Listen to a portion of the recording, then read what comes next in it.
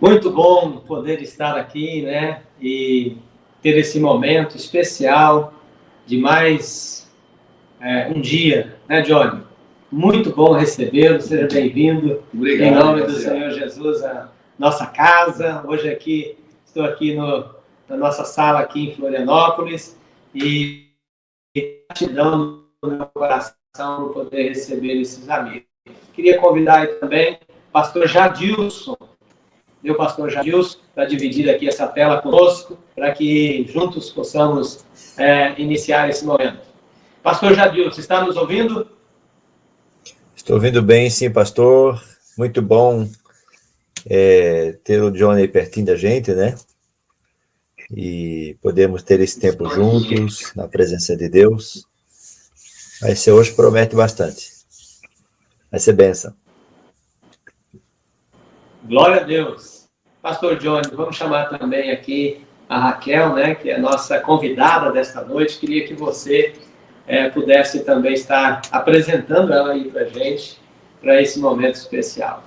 Maravilha, que noite especial, gente, dividir essa tela com pessoas tão amigas, tão queridas, tão comprometidas com o reino de Deus, com o cuidado de pessoas, com o cuidado pastoral.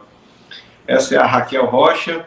Raquel é uma pessoa, gente, que tem feito um trabalho maravilhoso em termos de cuidado de pessoas, em cuidado pastoral, restauração de pessoas. E nós temos o privilégio de tê-la conosco nessa semana do cuidado pastoral. Eu sou suspeito de apresentá-la, porque nós aqui, eu e minha família, nós somos assim um admirador do trabalho dela, mas é muito bom, Raquel, tê-la aqui conosco nessa noite para abençoar todos nós, para abençoar todos os pessoas que estão conectados nessa semana do cuidado pastoral. Então seja muito bem-vinda e que Deus possa te usar muito aqui nessa noite, nessa conversa, nisso que o Senhor tem colocado no seu coração, viu? Amém. Amém. Gente, me sinto super privilegiada, né? No meio de tantos homens, tantos pastores, tantos homens que podiam estar aqui falando que eu vou falar. Então, me sinto privilegiada. Obrigada pelo convite, pastor Josiel, Johnny. Muito, muito bom estar com vocês. Ó, a Elbe apareceu. Sim, ela está aí também, conectada. Então, Raquel, fique à vontade, tá? Nós queremos estar juntos aqui e ouvir o que você tem para trazer aos nossos corações, né? Bem importante. Eu tenho certeza, tive a oportunidade de conhecer você aí, de visitar aí o seu projeto, estar com você, e foi uma honra. E agora receber você na Semana do Cuidado Pastoral. Então, queria deixar você bem à vontade para compartilhar com a gente e vamos juntos aqui fazendo essa interação nesse momento, tá bom? Ótimo. Então, gente, eu vou fazer uma outra apresentação de minha pessoa, diferente do Johnny, né?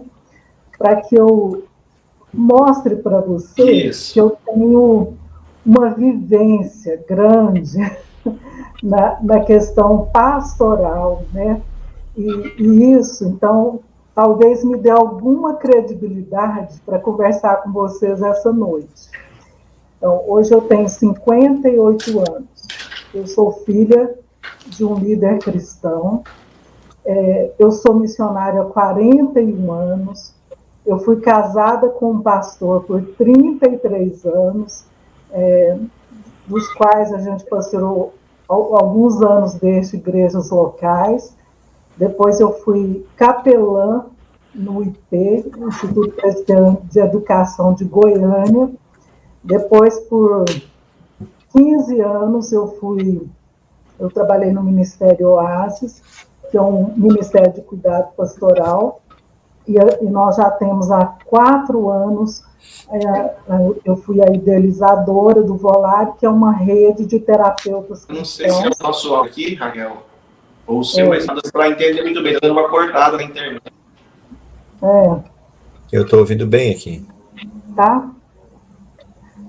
A imagem de vocês, João, está mais travando do que do pastor Jadilson. Ele está mais firme a internet dele.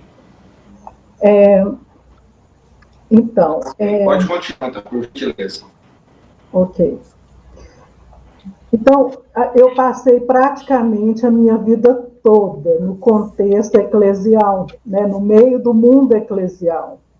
Praticamente não, é a minha vida toda, né? Só para você ter uma ideia, até porque eu vou falar disso hoje também, eu tinha 5 anos de idade quando o meu pai foi disciplinado por uma questão moral.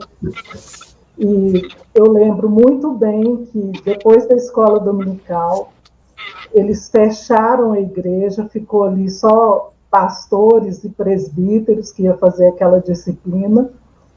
E por acaso eles me esqueceram dentro da igreja. Não tinha, era para ser só os pastores, os presbíteros, mas me esqueceram ali. E eu fiquei sentada, quando eu ainda balançava os pés, porque não dava para pôr os pés no chão, aquela menininha escutando uma disciplina do seu próprio pai. E o que eu podia ver naquele momento era meu pai chorando muito, e eu percebia aqueles homens muito bravos com ele, e eu ficava pensando que aqueles homens eram muito maus, porque meu pai chorava muito.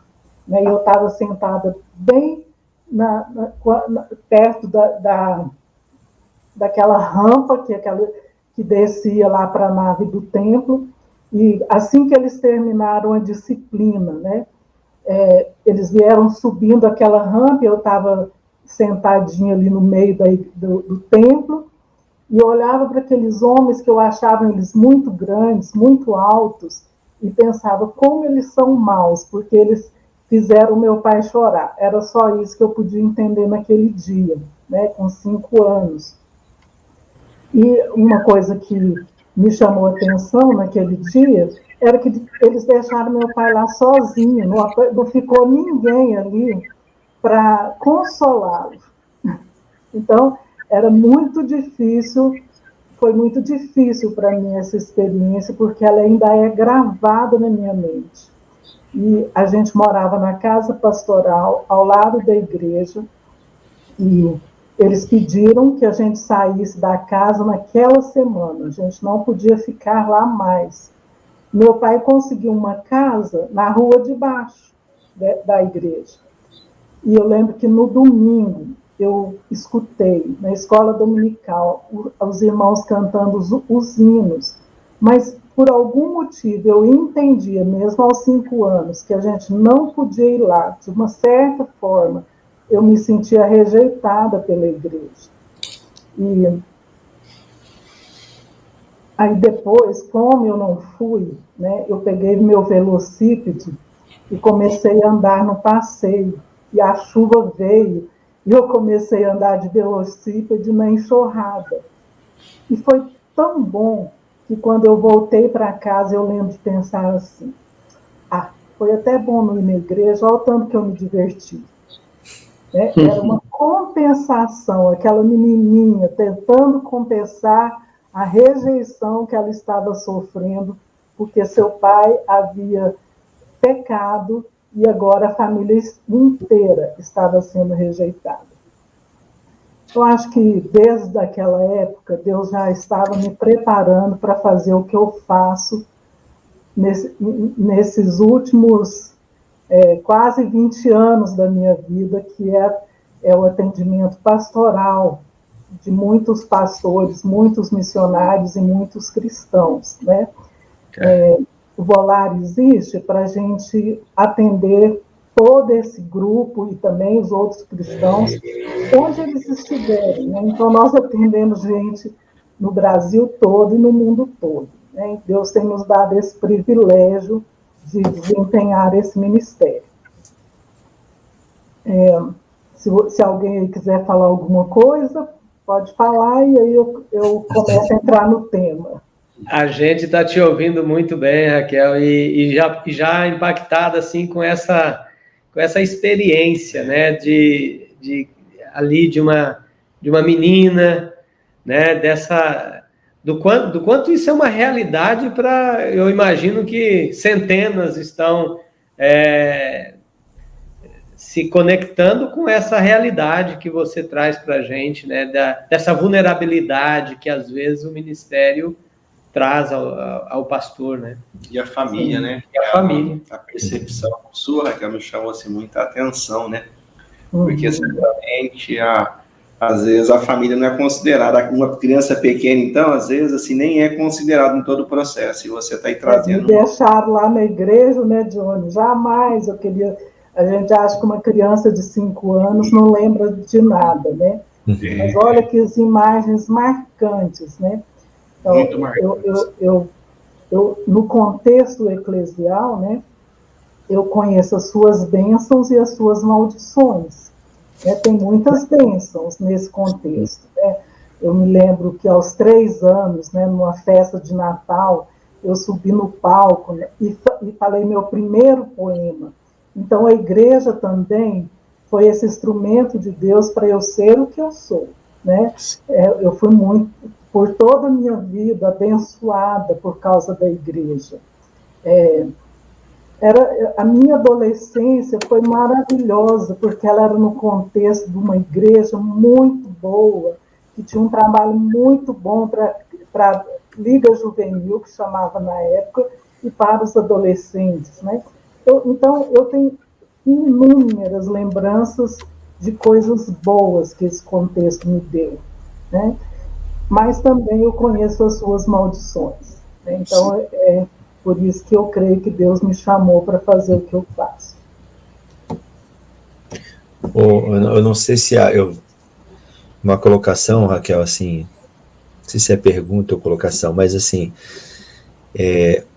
hoje assim a gente vê em relação aos filhos do pastor, da família pastoral, às vezes muita decepção em relação à igreja, né? Então tu fala um caso tão delicado teu, pessoal, e você está aqui hoje. Sim. Você está aqui, né? O que aconteceu nesse processo, né? Para você estar aqui hoje e você não se revoltar com a igreja e você ser um instrumento de cura. Então, eu acho que foi essa liderança que foi nos acolhendo, né? Meu pai sofreu esse processo disciplinar com tudo isso. 1 ano depois ele voltou, alguns meses depois ele voltou ao ministério e ele caiu de novo na mesma coisa, foi disciplinado de novo. Essa eu não assisti, graças a Deus, que aí eu já tinha 6 ou 7 anos, 6 anos. Mas eu lembro que quando a gente teve que sair da igreja, o pastor que era líder do meu pai, nós fomos para a casa dele. Né? Ele nos acolheu na casa dele, antes que a gente mudasse daquela cidade. Porque nós já tínhamos, a nossa mudança já tinha ido para outro lugar, né? Nós mudamos para uma outra cidade em Minas Gerais. E eu lembro que saiu toda a família. Eu e meus irmãos ficamos no quarto dos filhos dele e eles deram a cama deles para os meus pais dormirem. Então, eu tive uma outra experiência de acolhimento. Né? Então, essa experiência, eu lembro ainda de me sentir muito importante, porque eu estava dormindo no quarto dos filhos deste pastor.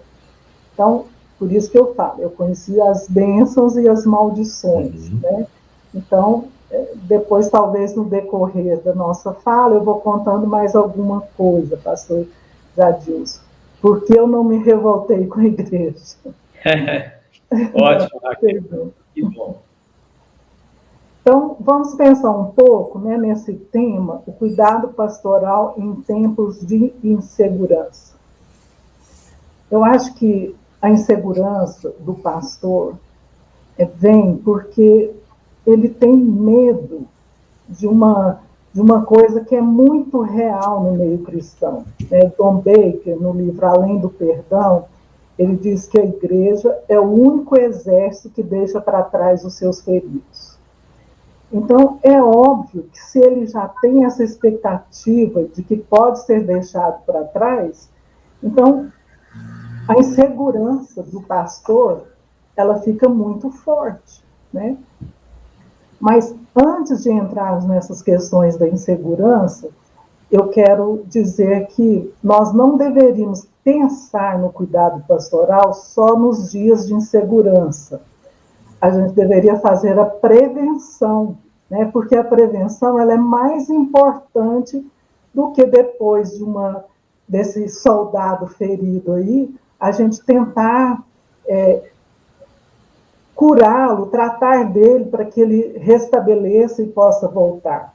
Então, a prevenção nos ajuda a termos menos soldados feridos na obra do Senhor. Uhum. Então, a prevenção é o melhor remédio. Como podemos fazer isso, então, né? Para não chegar só para quando chegam os tempos da insegurança. Então, a primeira coisa que eu acho que o pastor precisa quebrar é aquele paradigma de que eu não posso confiar em ninguém. Né? Os pastores e esposas de pastores é um grupo de pessoas extremamente solitários, missionários que eu atendo no campo, né? Que não pode confiar no colega de trabalho. Então, são pessoas muito solitárias. Mas isso é um paradigma que nos adoece. Né? Nós não deveríamos ser sozinhos dessa forma. Então, eu falo que o pastor precisa ter pelo menos um amigo que ele possa confiar, que ele possa dizer qualquer coisa, que possa abrir esse coração com esse amigo. Todos os pastores e todos os líderes cristãos e as mulheres que são líderes cristãs também precisam ter pelo menos um amigo. Se você não tem um amigo, você não está fazendo uma prevenção da sua saúde emocional e psíquica. Você precisa ter outros amigos que talvez você não seja de extrema confiança, mas que sejam amigos para o lazer, onde vocês podem ser vocês, o ser que você é, sem ter que estar vestido do papel pastoral, né? Que possa brincar, jogar um futebol, isso eu não posso falar não, né? Mas vou falar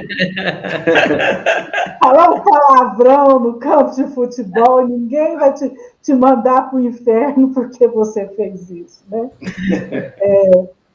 Então,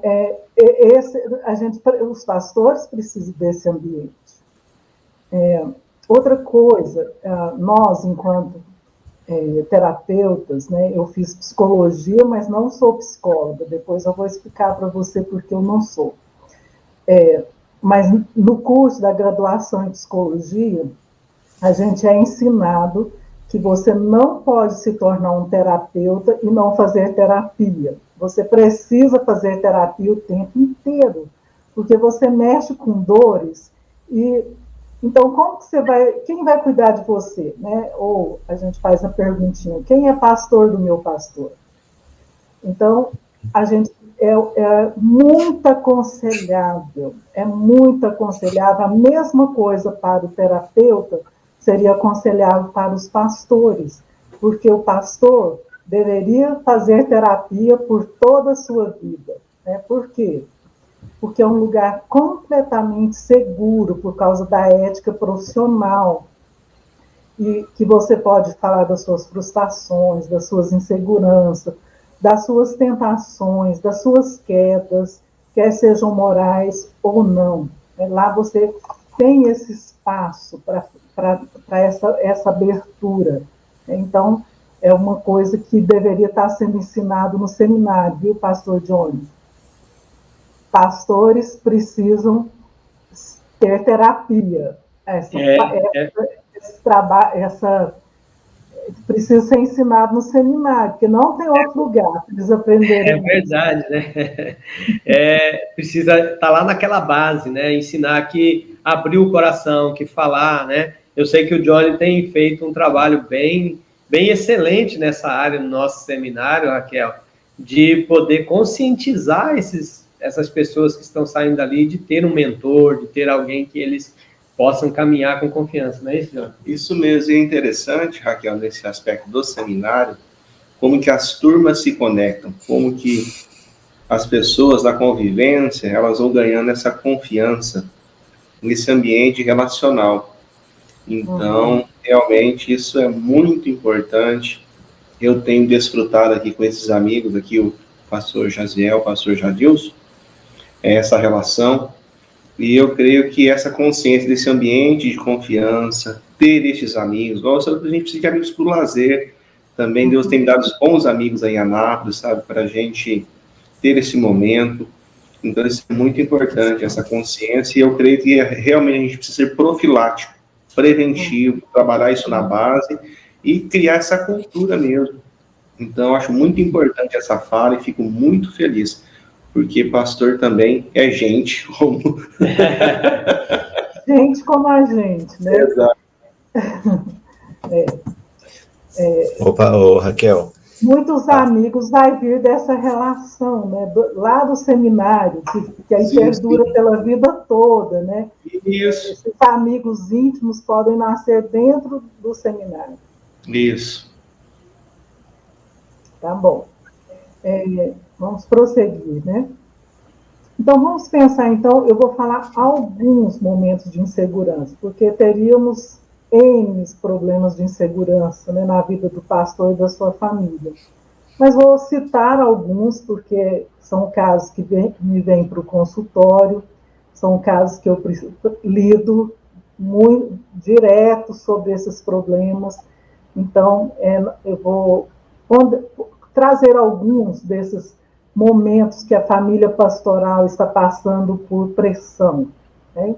Então, quero começar a pensar numa coisa que a esposa do pastor e os filhos do pastor sofrem, que é essa pressão de que eles devem ser tão perfeitos como modelo de perfeição para os fiéis, né?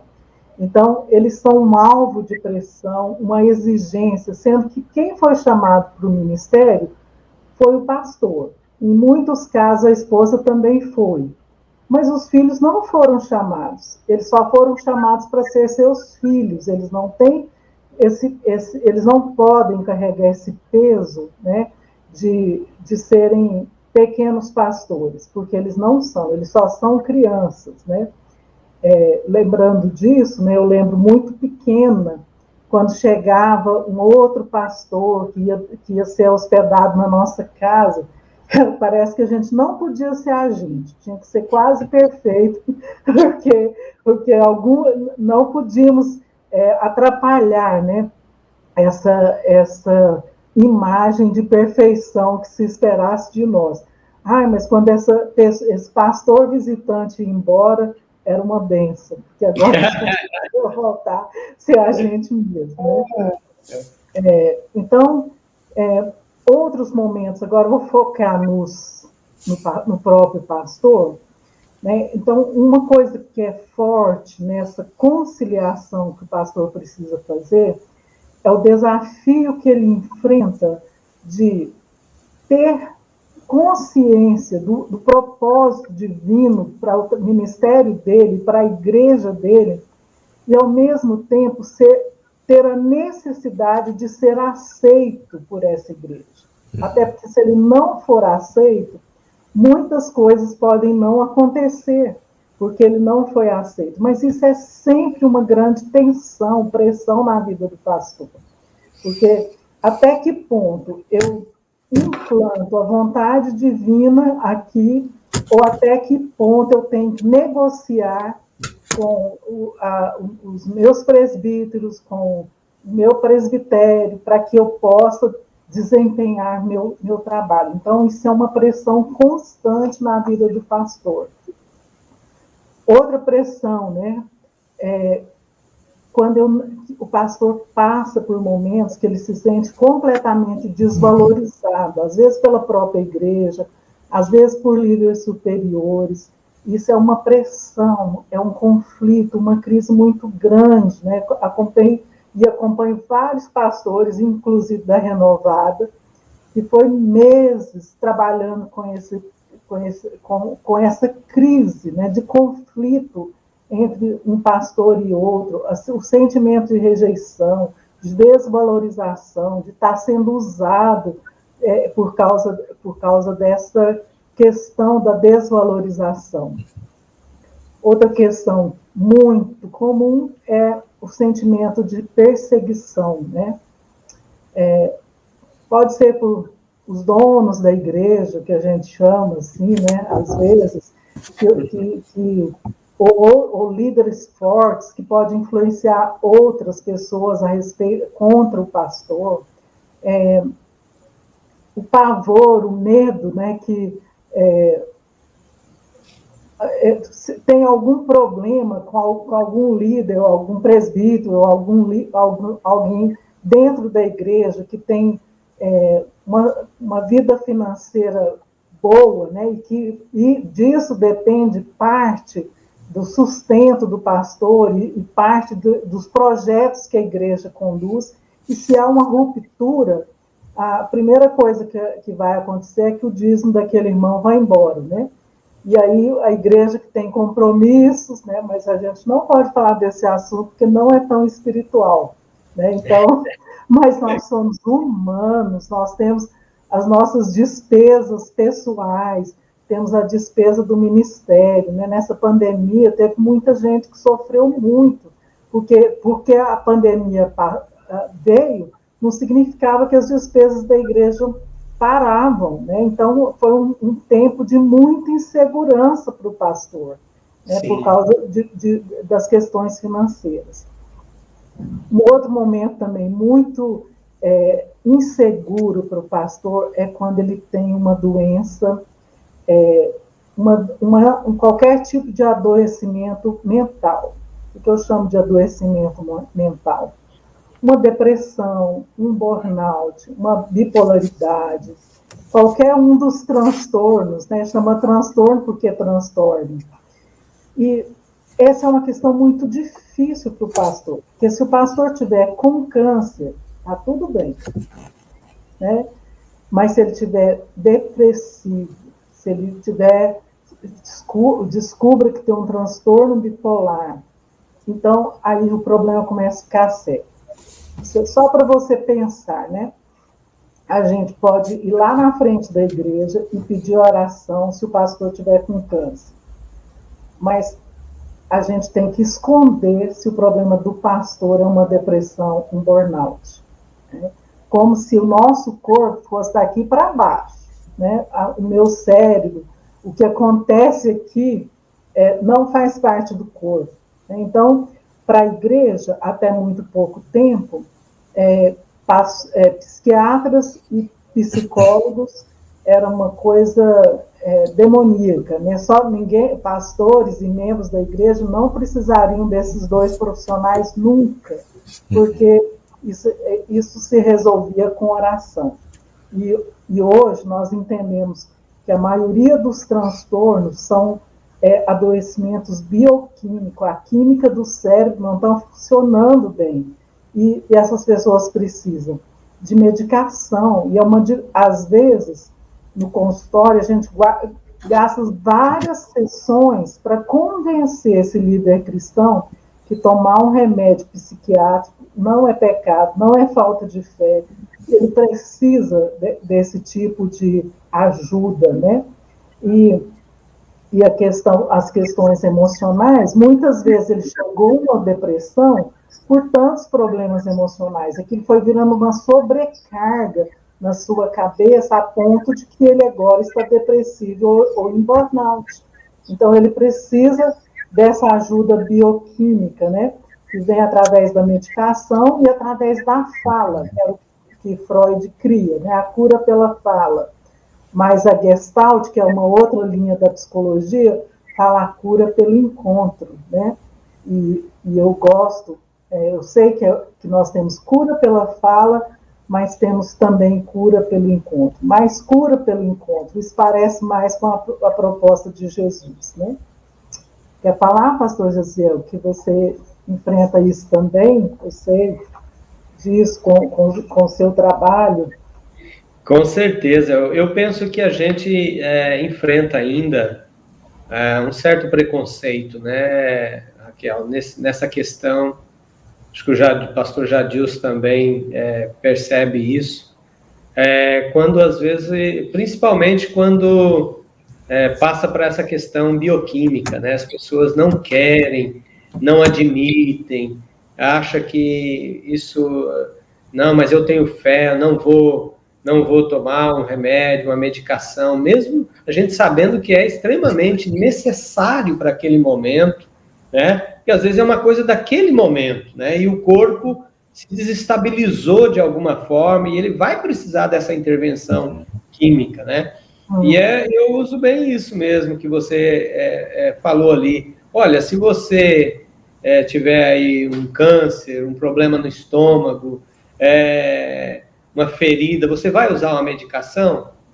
Ela vai ajudar você a sarar? Sim. Mas aí, quando se tratando dessa questão mais mental, né, dessa saúde mental, às vezes as pessoas negligenciam e negam. E nós precisamos dessa rendição, de alguma forma, a essa ajuda, que ela é bem-vinda, né? E em determinados momentos específicos para os nossos pastores, nossos líderes. Raquel, uma das coisas assim que eu acho que é importante assim, é que a gente, pastor, a gente representa um papel e na figura do pastor, essa identidade de pastor que a gente veste, meio que a gente fica numa condição de considerar que não precisamos, porque isso foi construído dentro de nós durante muitos anos, né? Muitos anos. E a gente acabou associando isso a ter fé, a ter poder, a estar preparado, a aguentar pressão, a segurar a onda, a não baixar a guarda, porque a gente é exemplo, a gente é modelo. Só que a gente não é modelo de fragilidade, a gente é modelo só de força, né?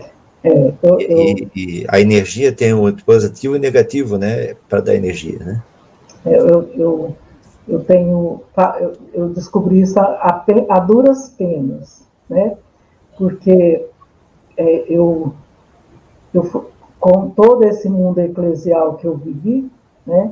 Eu cria que nós somos modelo de perfeição para os fiéis. Essa palavra perfeição não está lá no texto, né?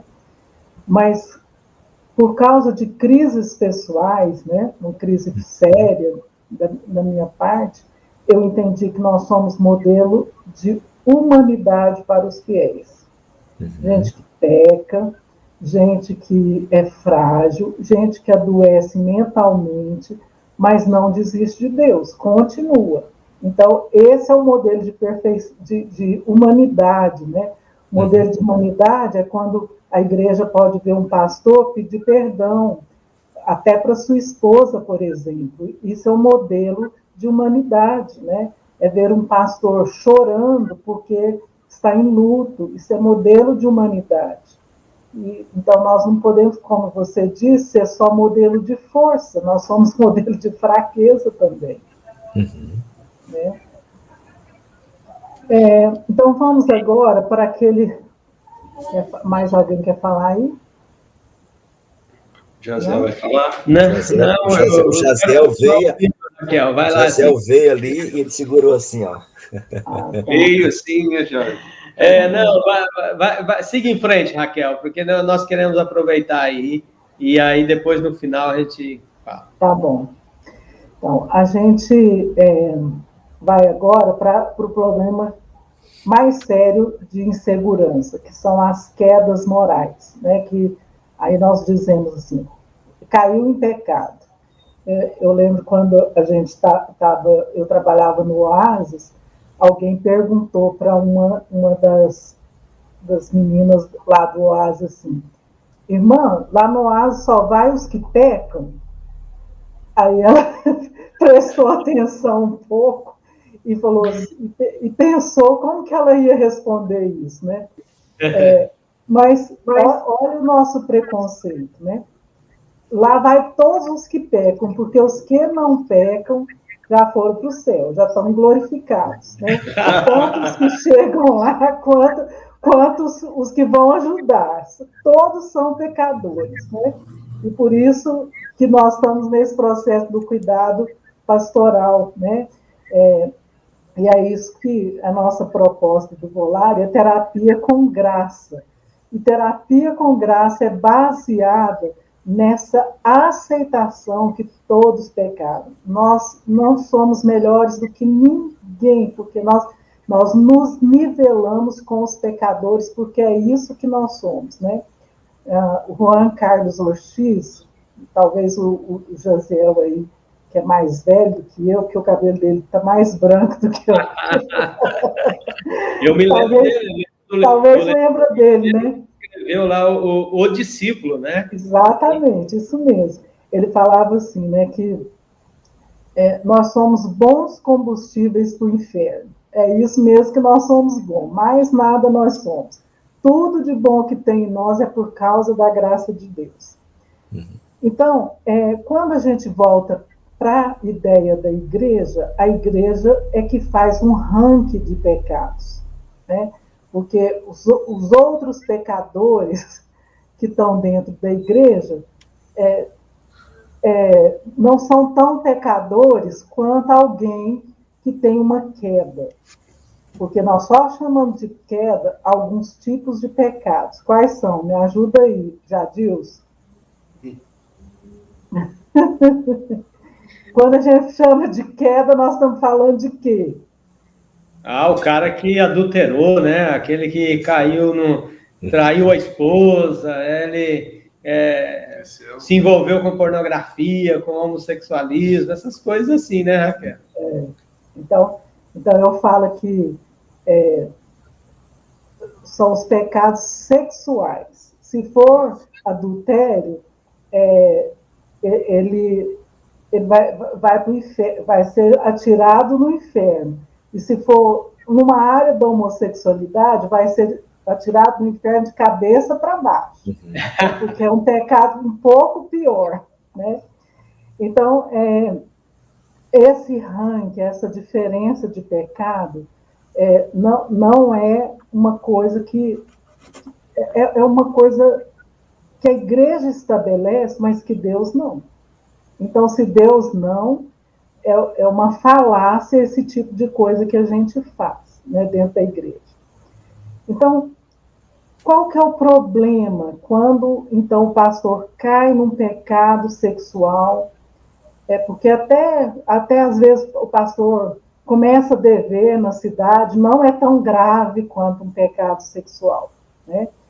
Então, neste caso, ele vai perder a sua credibilidade, ele vai perder a sua estabilidade financeira, ele pode perder a sua família, ele vai passar por vergonha, desespero, e essa vergonha e desespero é que é o grande problema do suicídio entre pastores.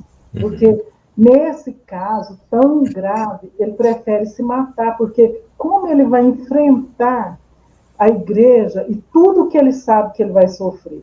Ele já sabe, porque ele já viu muitos dos seus colegas passarem pela mesma coisa, né?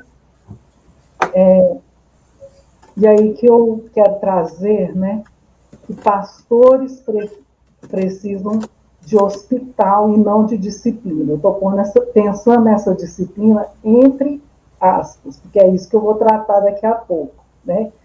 O que eu quero dizer com isso? Parece uma frase que é uma heresia, né? Pastores feridos precisam de hospital e não de disciplina. Mas nós vamos entender daqui a pouco o que eu quero dizer com isso. Então, alguém me perguntou outro dia, mas então você acho que foi uma aluna do meu curso de capacitação em terapia cristã. Ela me perguntou assim, então você não acha que tem que afastar um pastor que caiu em pecado? A grande preocupação, eu falei, mas sim, porque eu sou questionadora e quero que ela pense.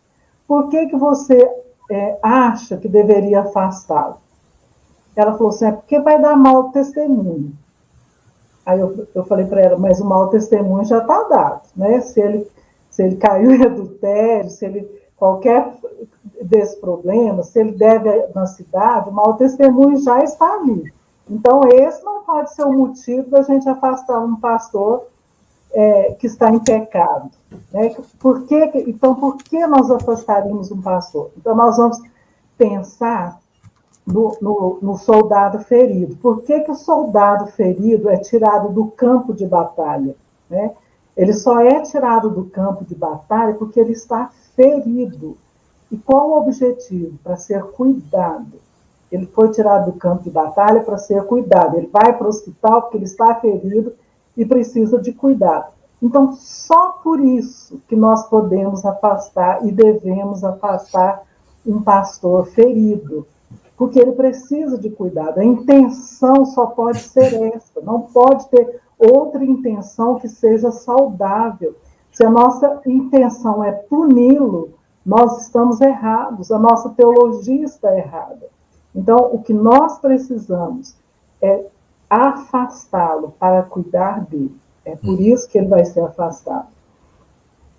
Eu gosto de lembrar que a palavra disciplina, que é tão mal usada no nosso meio, né? Ela significa treinamento, exercício, né? Então, tanto que nós usamos, enaltecemos a disciplina militar, a disciplina do balé, né? A disciplina militar é treinamento para que ele possa desempenhar o que ele tem que desempenhar. A disciplina do balé é para deixar todos os músculos daquela bailarina fortes o suficiente para ela ficar em pé na ponta do seu pé, para ela dançar, para ela se exercitar em cima usando a ponta do pé. Não é uma coisa fácil. Eu já fui no IP, a gente tinha eu fui até fundadora do Centro Cultural do IP, né, e nós tínhamos as bailarinas que dançavam na ponta, né? E isso, normalmente, é um sofrimento muito grande. Sem treinamento é impossível fazer isso. Então, a palavra disciplina quer dizer isso, é treinamento. Né? E quando a gente vê Hebreus aí, 12, 11, Deus diz assim, Deus, porém, nos disciplina para o nosso próprio bem. Ele nos treina, ele nos exercita para o nosso próprio bem. É exatamente isso que a igreja precisa acordar. Alguém aí vai ler para mim Hebreus 12, né, que eu pedi? Quem é que vai ler para mim? Hebreus 12. De 10 a 13. Deus, porém, nos disciplina para o nosso próprio bem, a fim de sermos participantes da sua santidade. Mas? Na verdade, toda disciplina a ser aplicada não parece ser motivo de alegria, mas de tristeza. Porém, mais tarde, produz fruto pacífico aos que têm sido, por ela exercitados, frutos de justiça. Por isso, levantem as mãos cansadas e fortaleçam os joelhos vacilantes. Façam caminhos retos para os seus pés, para que o manco não se desvie, mas seja curado. Esse texto é muito bonito, né? Porque vai aparecer a palavra disciplina e vai aparecer a palavra exercitados, né? Dando mais ainda essa noção de que a disciplina é um treinamento, é um exercício para quê? Né? Aí vem, de novo, a fim de sermos participantes da sua santidade, para produzir fruto pacífico, para produzir fruto de justiça. É este o objetivo do treinamento de Deus. Não quero usar essa palavra disciplina, porque ela já ficou tão pesada, né? Então, vamos pensar, o pastor ferido, ele vai para o hospital porque ele precisa ser curado, né? E quando nós temos alguma lesão, né, você não pode sair correndo e fazer o ministério do mesmo jeito, porque você vai passar por medicações, às vezes por cirurgia, depois por fisioterapia, para depois você voltar a uma atividade normal de exercício. E é isso que Deus quer fazer com a gente. Por isso que Ele nos treina, né, ao invés de usar a palavra disciplina. E é tão interessante, né, que o texto termina falando assim: levantem as mãos cansadas e fortaleçam os joelhos vacilantes. Na guerra, na batalha, o soldado ficou cansado e vacilante. E agora Deus vem motivar: levante as mãos cansadas, fortaleça os joelhos vacilantes, faça um caminho reto para os seus pés, para que o manco não se desvie, mas seja curado. Esse é o propósito. Esse é o propósito de quando nós afastamos um pastor ou qualquer cristão de um ministério, né? É para curá-lo. E agora eu queria entrar num processo que é uma aula que eu vou dar aí para o meu curso aí, que a Elba está, o José está na última aula, né? Mas eu vou dar um spoiler aqui para eles, tá? Da aula que eu vou fazer, que é... Que bom, que bom, aí já vou receber aí um spoilerzinho da última aula, né? Sou seu aluno e tenho feito o curso contigo, tem sido uma bênção, Raquel, sou testemunha disso, tá bom? Tá bom. Então, eu vou chamar lá a disciplina no setting terapêutico, né? A disciplina no setting terapêutico, porque essa aluna também, depois que ela percebeu, ficou meio brava como eu penso a disciplina, né? Ela falou assim: então como que tinha que ser essa disciplina? Como que isso ia ser feito, né? Aí eu conversei com ela em particular como deveria ser feito. E eu fui vendo o rosto dela se abrir em sorriso, porque ela foi percebendo que a disciplina do setting terapêutico precisa ser a mesma disciplina da igreja, porque ela não pode ser diferente, porque ela é uma disciplina baseada no que Jesus fez. Se Jesus fez, ele é o modelo para o terapeuta e para o ambiente pastoral. Né? É a mesma coisa. E eu quero usar, então, a queda e a restauração de Pedro ao ministério. Vamos pensar, então, um pouco o que Jesus fez.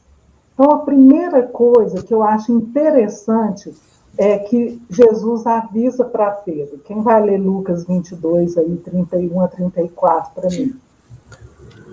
Simão. Pode ler, Jesus. Eis que Satanás pediu para peneirar vocês com o trigo. Eu, porém, orei por você, para que a sua fé não desfaleça. E você, quando voltar para mim, fortaleça seus irmãos. Porém, Pedro respondeu: eu estou pronto para ir com o Senhor, tanto para a prisão como para a morte. Mas Jesus lhe disse: eu lhe digo, Pedro, que hoje, antes que o galo cante, você me negará 3 vezes que me conhece. Então, a primeira coisa aqui que eu quero destacar é que Jesus fala para ele assim, ó, que Satanás pediu para peneirar vocês. Jesus está falando de todos os discípulos, não está falando só Pedro. Olha, Satanás pediu para peneirar vocês todos. É um momento de guerra, e a gente sabe que se fôssemos avaliar o ministério de Jesus nesses dias da crucificação até a ressurreição, Jesus tinha um ministério falido, né? Porque todo mundo fugiu. Pedro negou, o outro traiu. O único discípulo que compareceu à crucificação foi João, porque estava todo mundo com medo, covardes, né? E então foi realmente uma peneira que Satanás fez, né? Vos peneirar como trigo. E uma outra coisa interessante aqui é que Jesus não orou para que eles não passassem pela tribulação ou pela tentação. Jesus só orou para que a fé deles não desfalecesse no meio dessa provação e dessa tentação. Mas Pedro, né, Pedro era Pedro, e ele estava disposto, segundo ele, a ir para a prisão até a morte. Então, Jesus avisa isso para Pedro e depois ainda o recomenda. E quando voltar para mim, fortaleça os seus irmãos, porque vai estar todo mundo quebrado, Pedro. E você é o responsável depois, porque eu estou orando por você, para que sua fé não desfaleça, a ajudar os seus irmãos. Mas Pedro, infelizmente, ou felizmente, para que a gente tenha essa história gravada e nos ajude agora, ele cai, ele nega e ele também se arrepende. Lucas 22, 61 a 62. Quem vai ler? Então o Senhor voltou-se e fixou os olhos em Pedro. E Pedro se lembrou da palavra do Senhor, como lhe tinha dito: hoje, antes que o galho cante, você me negará 3 vezes. E Pedro, saindo dali, chorou amargamente. Eu já vi muita gente falar que esse olhar de Jesus para Pedro era um olhar assim, tá vendo? Não te falei? Mas eu não creio. Não creio nisso, né? Esse olhar de Jesus foi um olhar de compaixão, de imaginar como agora ia ser duro para Pedro ficar esses 3 dias ou mais dias que Jesus não podia consolá-lo pessoalmente, cuidar dele pessoalmente. E por causa desse olhar de compaixão, Pedro chorou amargamente, né? Depois, Pedro entra numa luta pessoal, né? E eu gosto de chamar essa luta de Pedro, isso foi a disciplina de Pedro. Porque agora Pedro tinha que vencer o sentimento de culpa, o sentimento de desqualificação para o ministério. Ele tenta voltar à profissão, né? Ele fala, eu vou pescar. Aí ele vai pesca a noite inteira e não pesca nada. E agora ele sente a desqualificação tanto para o ministério, que era pescar homens, quanto para voltar à velha profissão. Então agora não serve para mais nada. Né? Nem para pescar serve mais. Péssimo pescador, né? Então, era esse o processo de disciplina que ele estava sofrendo. Ele está sofrendo demais, desde que ele chorou, desde o olhar de Jesus, ele estava sofrendo, e essa era a grande disciplina que ele estava passando, né? E é Jesus que, mais uma vez, promove a reaproximação. Pedro não deu conta de reaproximar, né? E eu gosto de lembrar que isso aconteceu lá no Jardim do Éden, né? Foi Deus que foi. Adão, Adão, onde você está? Onde estás, né? Sempre uma iniciativa sempre de Deus de buscar, né, esse perdido, esse pecador. Né? Sim, sempre é dele. A nossa falência não nos permite, né, ir em busca dessa misericórdia. Né? E isso é muito importante, porque eu já vi muita coisa pesada no meio de disciplina pastoral, né? De dar mais meses de disciplina para aquela pessoa, porque ela foi pega, ela não foi lá e confessou antes. Então, se ela tivesse ido e confessado antes, ia ser 6 meses, 1 ano de disciplina. Já que ela não confessou, vamos dar 3 anos de disciplina para essa pessoa. Vamos aumentar a punição, né?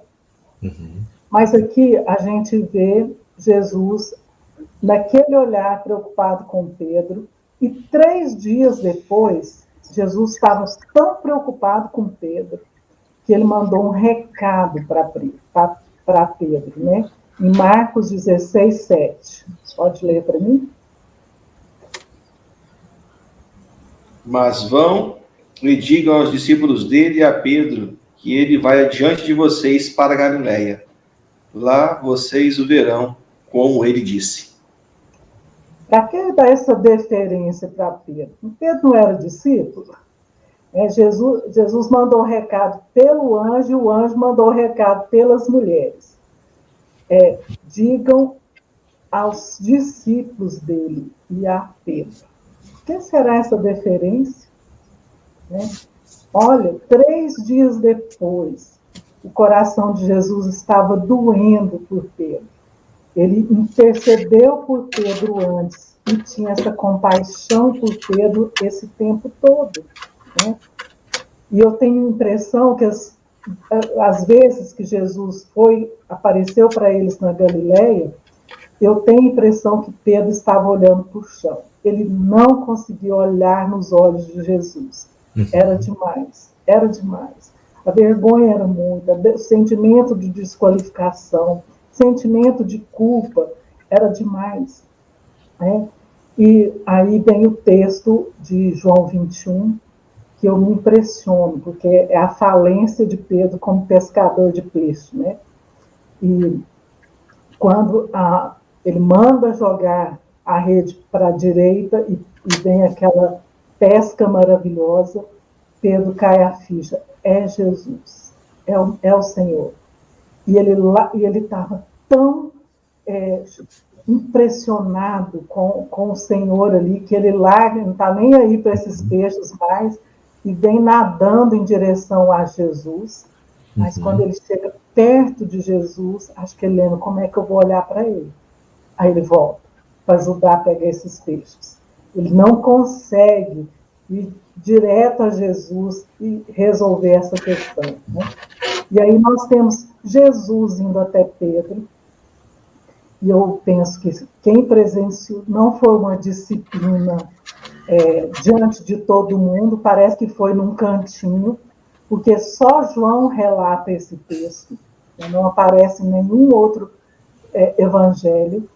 E, então, só Pedro e João presenciaram essa disciplina, né, de Jesus. Aí, vocês já conhecem muito bem esse texto, que nós não vamos ler, porque é grande, mas Jesus vai por 3 vezes perguntar a Pedro se ele o ama. Né? E é interessante que, a primeira vez, Jesus pergunta: Pedro, você me ama com amor ágape?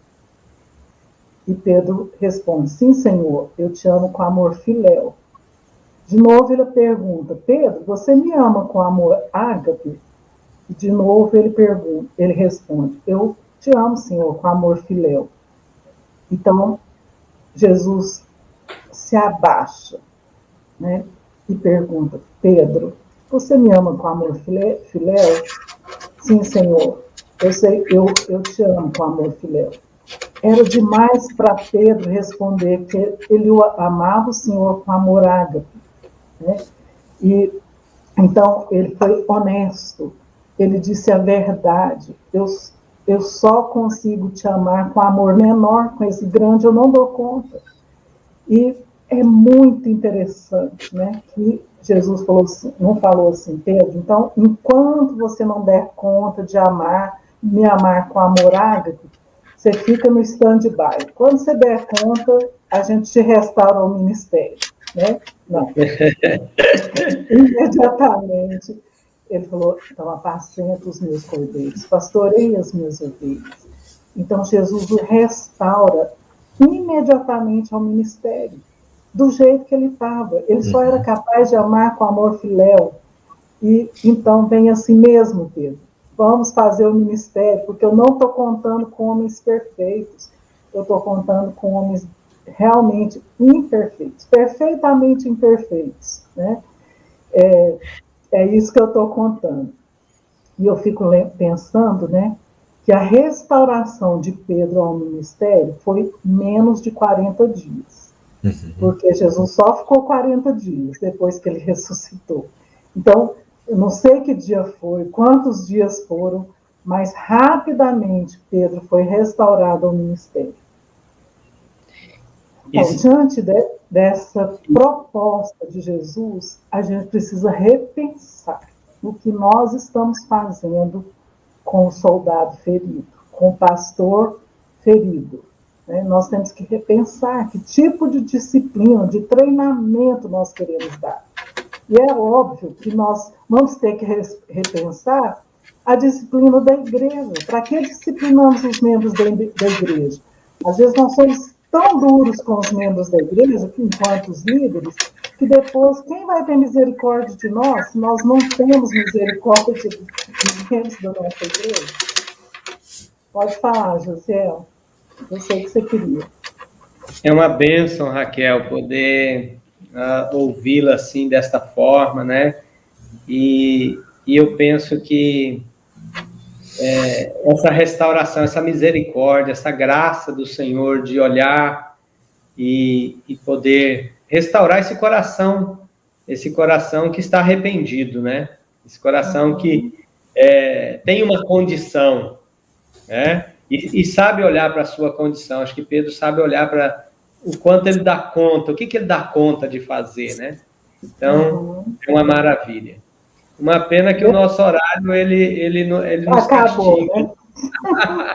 Né? Mas eu queria que você pudesse, claro, concluir aí o que você tem passado a nós. E também, depois, tem uma pergunta ali, o pastor Clodoaldo fez uma provocação, que eu acho que é bem importante, né, da gente pensar aqueles que, às vezes, não querem o que fazer, né, aquele que se recusa a ser tratado, a ser curado, né, às vezes tem ali a ferida, mas aquele que não quer ir para o hospital, né. Eu gostei demais dessa sua colocação do hospital, acho que, assim, para mim foi algo muito bacana, né? Essa disciplina, né? Esse afastamento tem que ser por esse motivo. Eu preciso levá-lo para que ele seja curado. Uma vez eu ouvi uma expressão assim, Raquel, Jaziel, a igreja precisa ser menos tribunal e mais hospital. Então, essa questão da disciplina eclesiástica, quando você tem assim essa reflexão, esse momento, a igreja precisa pensar nesse reestabelecimento, na restauração da pessoa. E eu acho uma coisa muito importante também é manter, né, a situação no menor número possível de pessoas. Às vezes, assim, esse tratamento comunitário, né, dependendo da comunidade, fica delicado. Mas, realmente, o fim da disciplina tem a ver com essa restauração, com esse reestabelecimento, com essa graça, né, trazer essa pessoa de volta. E, muitas vezes, a ideia, a cultura, né, imprimiu isso, é mais de afastar, de deixar essa pessoa. Então, realmente... Mais de julgamento exatamente, mesmo, né? mais de julgamento. Então, nós precisamos... E punição, né? A disciplina, punição. A gente podia tratá-la como punição, que é isso que está sendo feito com pastores, com membros da igreja, né? É isso que tem sido feito. Ô, Raquel, não é isso a proposta de Deus. Uma coisa, quando tu estava falando da prevenção, né? Hoje eu estava conversando junto com o pessoal do Conselho de Pastores aqui, e nós estávamos falando sobre justamente temas desse tipo. E eu falei um negócio assim, né? Que se Davi tivesse alguém para botar o dedo na ferida dele no começo, não precisava do Natan depois, né? Então, a prevenção antes, né? Fazer um trabalho antes, né? Quando, por exemplo, assim, quando Davi estava lá no templo, ele disse assim, quem é aquela mulher? Daí, fulana de tal, busca ela para mim. Se essa pessoa dissesse, não, meu senhor, o senhor é rei, o senhor não pode, porque às vezes a gente precisa de alguém que esteja disposto a dar a vida no sentido de confrontar, a ponto de parar a gente em algumas coisas, né? Em algumas coisas. Então, quando começou esse discurso entre Davi e essa pessoa, né, se tivesse parado por ali, talvez a história não seguiria, né? Então, de repente, a gente precisa de pessoas que põem a mão na gente, assim, de pontuar para a gente. Então, poderia ser, né, o amigo que Davi podia ir lá e falar assim, olha, eu estou sendo tentado, me ajuda aqui. Aquela mulher ali, eu não estou dando conta não, né? Seria um ambiente muito mais saudável, né? E a pergunta a provocação aí do outro pastor, que eu esqueci o nome. Pastor Clodoaldo. Clodoaldo. Até que ponto esse pastor não quer ajuda, porque ele já sabe a crucificação que ele vai passar, né? Se houvesse esse ambiente muito do bom samaritano, né? Se nós tivéssemos esse coração, será quantos mesmos iam não querer ir para o hospital? Talvez nós teríamos um número pequeno. É óbvio, né, que a pessoa só pode ser ajudada se ela quer ser ajudada, né? Mas eu tenho a impressão que se nós tivéssemos uma forma saudável de treinar pessoas feridas, talvez o número de pessoas que iam rejeitar o hospital seria muito pouco. Verdade. Porque alguém ferido, ele só quer que alguém o ajude. É isso que ele precisa, é o que ele quer. É porque a nossa cultura mais do tribunal, como mencionou aqui o Johnny, e também do julgamento e da punição, ela é mais forte, né? Então, esse outro ambiente que está sendo criado, um ambiente mais restaurativo, nem sempre existe. Então, a pessoa resiste um pouco também por conta disso. E é óbvio, como você disse, tem sim aqueles que, um número bem menor daí seria que às vezes não quer passar pelo processo, né? Mas aqueles que confiam e sabem que tem um ambiente acolhedor, ele vai querer ser tratado, ser curado, com certeza. Raquel, fale para nós aí, infelizmente, realmente a nossa hora se foi, né? Nós temos aqui, mas fale para nós um pouquinho ali, quem sabe, falando do seu trabalho, você tem um curso também, que tem sido de bênção, eu estou fazendo esse curso, mas fale um pouquinho do seu trabalho e também para a gente encaminhar ali para a nossa live, para esse fechamento. Então, eu só quero responder porque eu não sou psicóloga.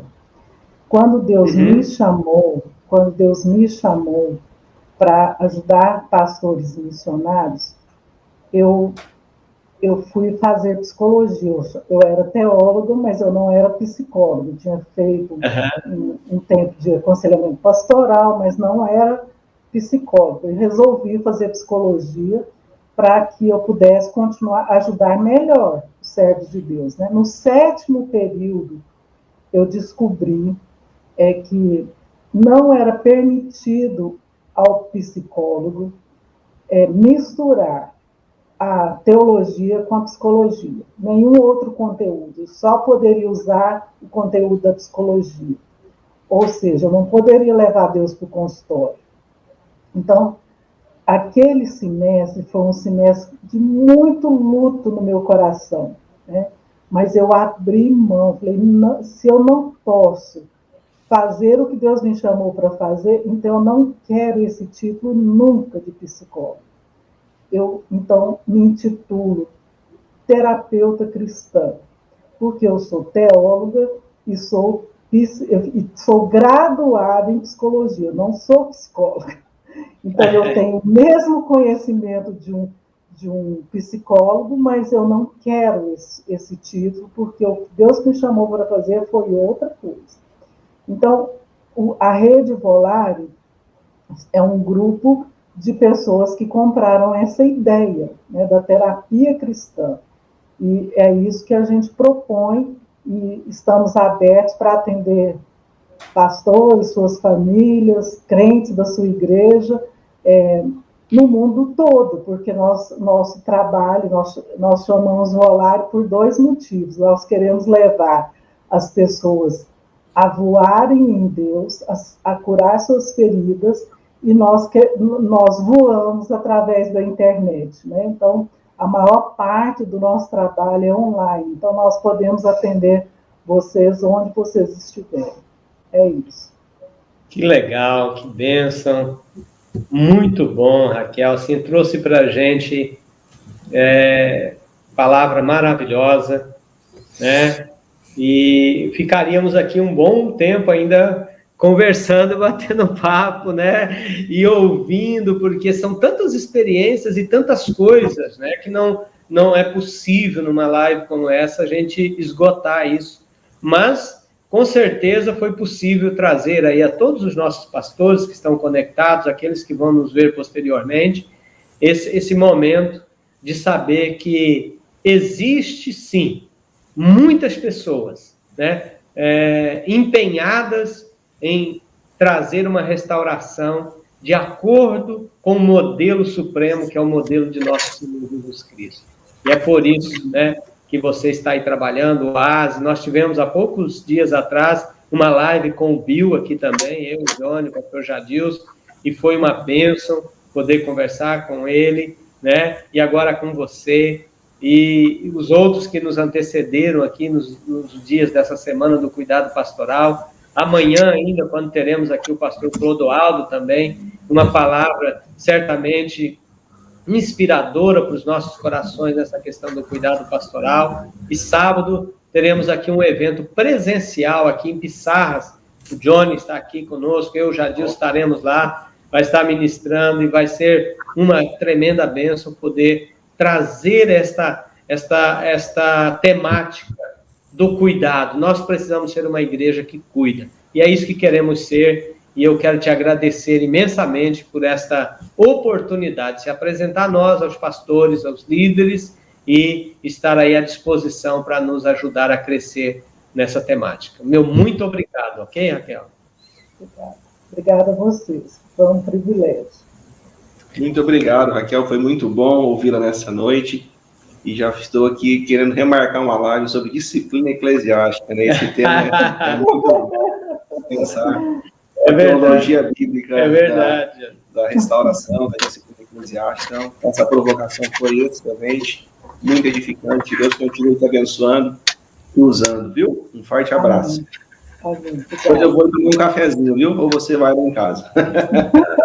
Aquele café lá é bom, hein, Johnny? Eu fui lá, tomei um café, comi um pãozinho de queijo. Lá é melhor, lá é Meu melhor. Deus, foi lá. Mas o Johnny também é bom, já fui lá tomar café. Pastor Jadilson, suas palavras finais aí, nós vamos, após a sua palavra, fazer uma oração e aí a gente vai encerrar esse momento.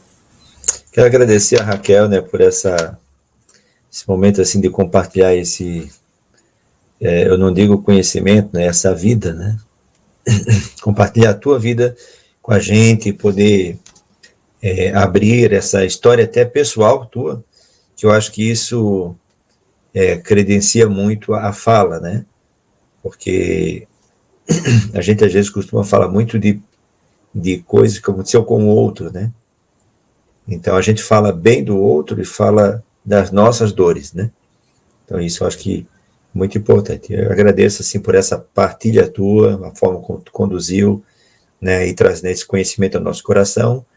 Pastor Jaziel, Pastor Johnny, só lembrando que amanhã nós temos um camarão, né? Olha aí, Raquel, o pastor já disse provocando a gente, lembrando que amanhã a gente vai ter, além da live, às 21 horas, nós vamos ter um camarão também. Aí é aquele momento. Você que falou que a gente também tem que se divertir, não só no campo de futebol, vamos à mesa do camarão. Muito bom. Tá bom? Vamos orar, gente?